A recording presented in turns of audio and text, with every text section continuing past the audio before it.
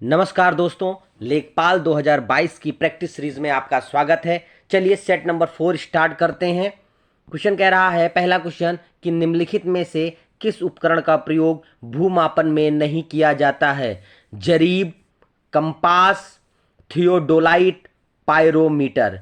तो इसका option number C सही है, थियोडोलाइट। इसका उपयोग भूमापन में नहीं किया जाता। बाकी सभी कंपास, पायरोमीटर और जरीब, इनका भूमि मापन में आवश्यकता पड़ती है। चलिए नेक्स्ट क्वेश्चन पे चलते हैं। कह रहा है, उत्तराखंड के गठन से पूर्व उत्तर प्रदेश का सर्वाधिक उच्च पर्वत शिखर कौन सा था? उत्तराखंड के गठन से पूर्व जो उत्तर प्रदेश का सर्वाधिक उच्च शिखर कौन सा था? कामेत, बद्रीनाथ, त्रिशूल या नंदा देवी। तो इसका ऑप्शन नंबर डी सही है, नंदा देवी। नंदा देवी भारत की दूसरी सबसे ऊंची चोटी है। चलिए नेक्स्ट क्वेश्चन पे चलते हैं। क्वेश्चन नंबर 3 क्या कह रहा है? कह रहा है, सघन कृषि क्षेत्र कार्यक्रम कब शुरू किया गया? 1963 में, 1965 या 64 या 65 में, 1960-61 में, या इनमें से कोई नहीं। तो इसका ऑप्शन नंबर ए सही है, 1963 में सघन खेती। ठीक है, चलिए नेक्स्ट क्वेश्चन पे चलते हैं। क्वेश्चन क्या कह रहा है? कह रहा है कि सघन पशु विकास कार्यक्रम कब चलाया गया था? 1963 या 64 में, 64 या 65 में, 66 67 में, या 74 75 में। तो इसका ऑप्शन नंबर बी सही है, 1964 और 65 के दशक में चलाया गया था। इस कार्यक्रम का मुख्य उद्देश्य दूध उत्पादन के क्षेत्र को बढ़ावा देने के परिप्रेक्ष्य से शुरू किया गया था। चलिए नेक्स्ट क्वेश्चन पे चलते हैं। क्वेश्चन नंबर 5वां क्या कह रहा है? प्रसिद्ध अलोपी देवी का मंदिर कहाँ स्थित है? तो प्रयागराज, कानपुर, मथुरा या मेरठ।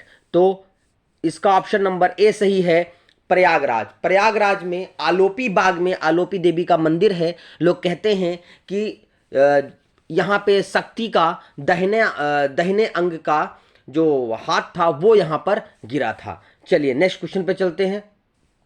क्वेश्चन नंबर 6 क्या कह रहा है? कह रहा है कि भारत में सामान्य खेती कौन सी पद्धति अपनाई गई है? सामान्यतः खेती की कौन सी पद्धति अपनाई? विशिष्ट खेती, शुष्क खेती, मिश्रित खेती या रेचिंग खेती। तो इसका ऑप्शन नंबर सी सही है, मिश्र खेती। मिश्र खेती का क्या मतलब होता है कि जिसमें लोग खेती भी करते हैं और पशुपालन भी करते हैं। तो इसका ऑप्शन नंबर कौन सा सही हो जाएगा? सी। चलिए नेक्स्ट क्वेश्चन पे चलते हैं। क्वेश्चन नंबर 7 पे चलते हैं। क्वेश्चन नंबर 7 कह रहा है कि उत्तर प्रदेश के उत्तरी भाग को किन देशों की सीमाएं स्पर्श करती हैं? उत्तर प्रदेश के उत्तरी भाग को किन देशों की सीमाएं? तो जैसे कि आप जानते हैं कि उत्तर प्रदेश को केवल एक ही देश, नेपाल, जो इसके उत्तर में स्थित है, एक ही देश क्या है, स्पर्श करता है। चलिए नेक्स्ट क्वेश्चन पे चलते हैं। क्वेश्चन नंबर 8 क्या कह रहा है? सरदार वल्लभ भाई पटेल कृषि प्रौद्योगिकी विश्वविद्यालय कहाँ स्थित है? कानपुर में, मेरठ में, लखनऊ में या गाजियाबाद में। तो सरदार वल्लभ भाई पटेल कृषि एवं प्रौद्योगिकी विश्वविद्यालय मेरठ में स्थित है। चलिए नेक्स्ट क्वेश्चन पे चलते हैं। क्वेश्चन नंबर 9 क्या कह रहा है? कह रहा है कि पंजाब के अलावा बासमती चावल के निर्यात क्षेत्र की स्थापना किस राज्य में की गई है? बासमती चावल, ठीक है।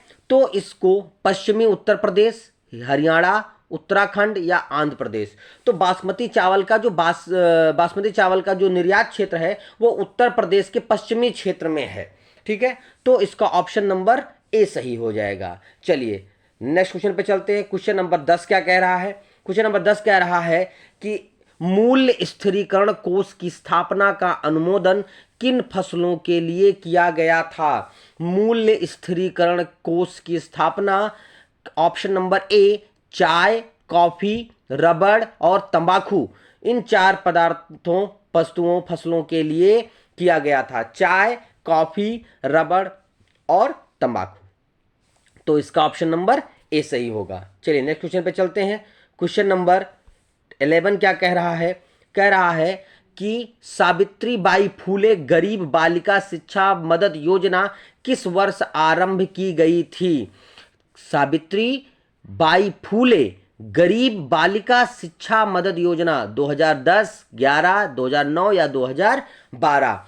तो जो सावित्री बाई फूले हैं बालिका शिक्षा मदद योजना, वो 2012 में की गई थी, 2012 में की गई थी। चलिए नेक्स्ट क्वेश्चन पे चलते हैं।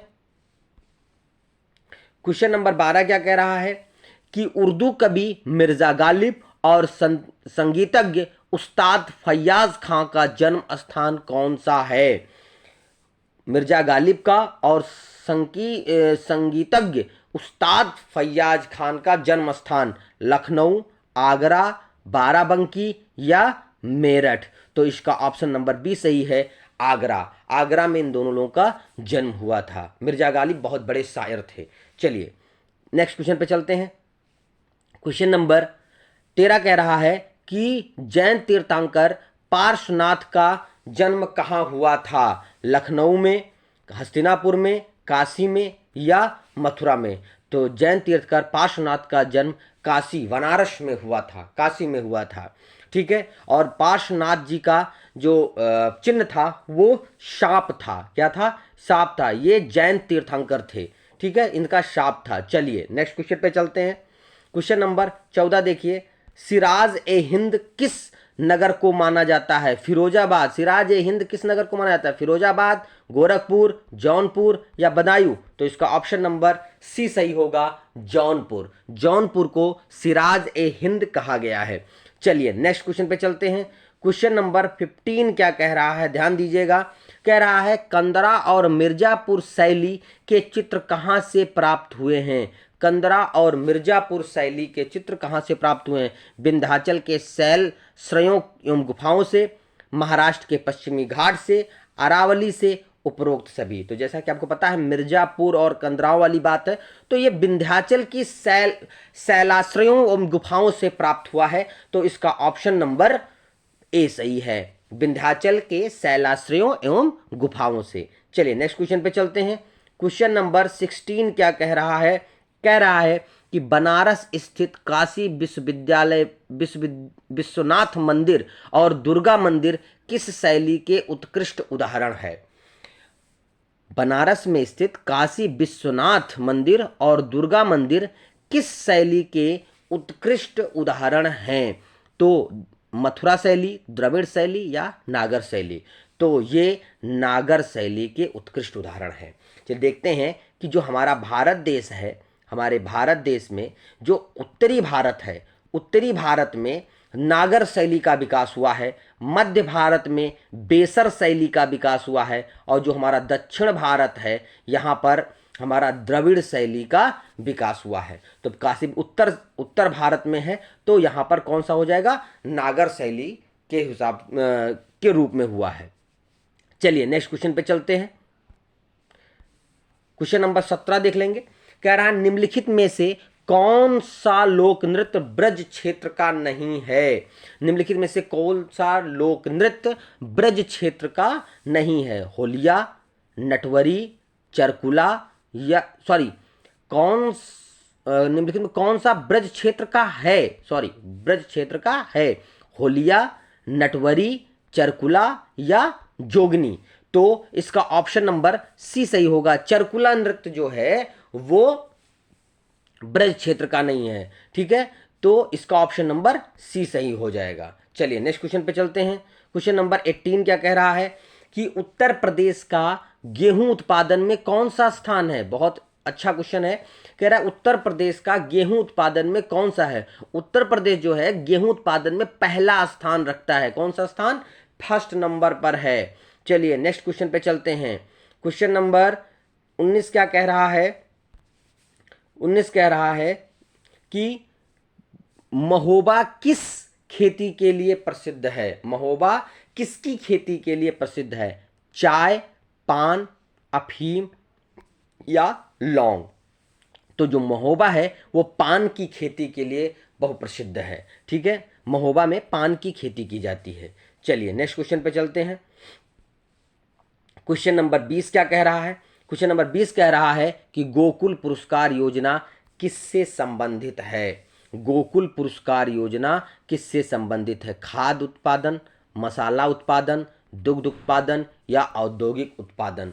तो ये दुग्ध उत्पादन से संबंधित है गोकुल पुरस्कार योजना। चलिए नेक्स्ट क्वेश्चन पे चलते हैं। क्वेश्चन नंबर 21 क्या कह रहा है कि भारत में भूदान आंदोलन किसके द्वारा शुरू किया गया था।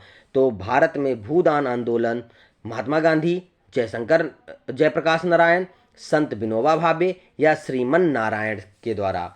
तो इसका ऑप्शन नंबर सी सही है, संत विनोबा भावे के द्वारा भूदान आंदोलन शुरू किया गया था। जैसा कि आप महात्मा गांधी जी के बारे में सुने होंगे, सविनय अवज्ञा आंदोलन, असहयोग आंदोलन, चंपारण आंदोलन, खेड़ा आंदोलन, ठीक है, ये सारे आंदोलन किससे संबंधित हैं, महात्मा गांधी जी से संबंधित हैं। चलिए नेक्स्ट क्वेश्चन पे चलते हैं।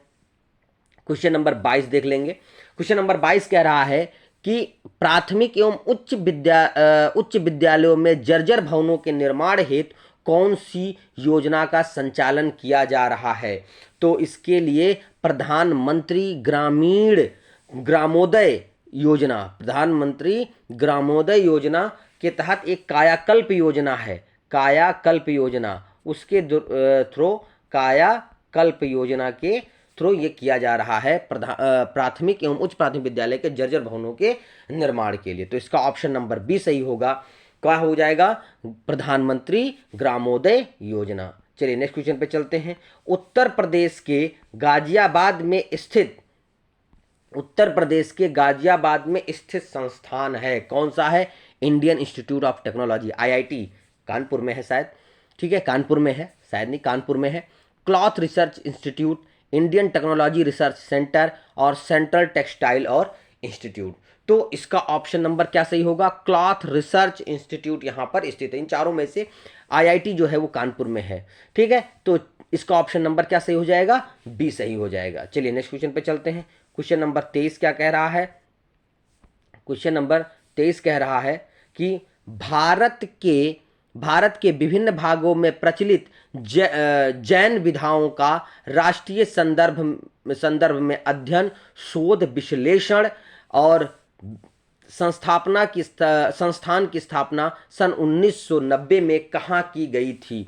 भारत के विभिन्न भागों में प्रचलित जैन विधाओं का राष्ट्रीय संदर्भ में अध्ययन, ठीक है, शोध, विश्लेषण के लिए जैन विद्या शोध संस्थान की स्थापना 1990 में की गई थी। कहाँ पर, जौनपुर में, लखनऊ में, गोरखपुर में या बनारस में। तो इसकी स्थापना लखनऊ में की गई थी। कहाँ पे की गई थी, लखनऊ में की गई थी। चलिए नेक्स्ट क्वेश्चन पे चलते हैं।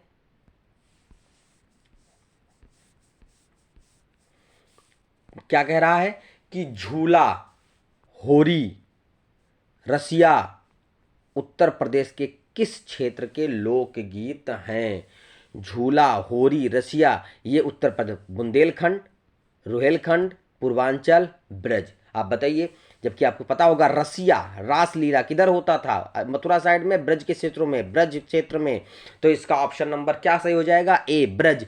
झूला, होरी, रसिया ये सब कहाँ होते हैं, दांडिया, ठीक है, वहाँ पे चलती थी ये सब चीज़ें। दांडिया तो गुजरात का है, ठीक है, तो ये कहाँ पे होते थे, ब्रज क्षेत्र में होते हैं, ठीक है। तो बस आज इन्हीं 25 प्रश्नों पे फिर नए सेट के साथ आपसे मिलेंगे। तब तक के लिए जय हिंद, जय भारत।